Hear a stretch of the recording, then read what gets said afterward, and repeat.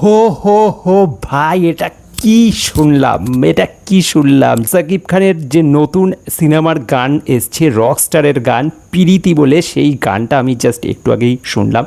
বাড়িতে ছিলাম না তো, বাড়িতে এসে জাস্ট শুনলাম এবং শোনার সাথে সাথে আমার মাথা পুরো ঘুরে গেল।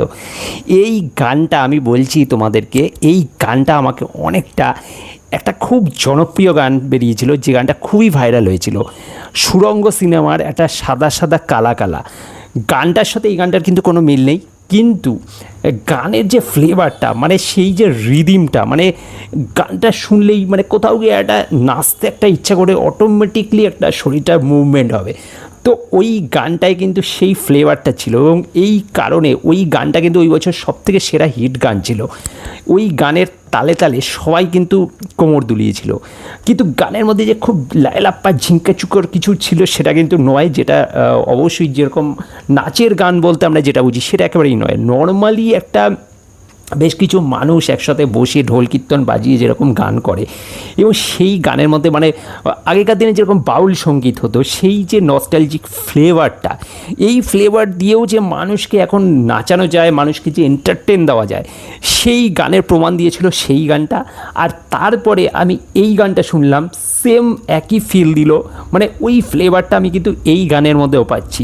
মানে এই গানটার মধ্যেও বেশ কিছু দেখছি যে মানুষ, বয়স্ক মানুষ, মানে জেলের কয়েদি বোঝা যাচ্ছে, তারা বসে জেলের মধ্যে গান বাজনা করছে। আর নর্মালি যেটা হয়, কিছু বাজনা বাজিয়ে ঠাজিয়ে গান গাইছে, তারা জাস্ট নিজেদেরকে আনন্দ দেওয়ার জন্য। সেই গানের সেই রিদিমটা, সেই মিউজিকটা এতটাই অসাধারণ যে অটোমেটিকলি মানে নাচতে ইচ্ছে করবে।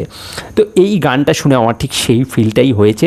এখানে জেলখানার কয়েদিদের সিন দেখানো হচ্ছে, তারা মিলে একসাথে বসে নাচ গান করছে, এবং তারপরেই আমরা দেখতে পাচ্ছি সুপারস্টার সাকিব খানকে সেই জেলের মধ্যে এনে ঢোকানো হচ্ছে। যে কোনো কারণে তাকে কিন্তু ওই জেলের মধ্যে আনা হবে, এবং সে তার যে রাগের এক্সপ্রেশনগুলো সে যেভাবে ফুটিয়ে তুলেছে, এটা আমার কিন্তু অসাধারণ লেগেছে। তার প্রতিটা চোখের মুখের এক্সপ্রেশন মাইন্ড ব্লোয়িং। মানে কিছু কিছু জায়গায় তার অ্যাক্টিং এতটাই আউটস্ট্যান্ডিং পারফরম্যান্স হয়েছে, সত্যি বলে বোঝানোর মতো নয়। মানে আমরা কোন সাকিব খানকে দেখছি, এটা আমরা আগে 10 বছর আগে আমরা যে সাকিব খানকে দেখেছিলাম, সেই সাকিব খান এতটা নিজেকে চেঞ্জ, এতটা ভেঙে চুরে, তার চোখে মুখে প্রতিটা মানে গলার যে এটা নড়ছে, সেই জায়গাটাকে যেভাবে ক্যামেরায় ফোকাস করা হয়েছে, গলার নলিটাকে, মানে কি বলবো, অসাধারণ।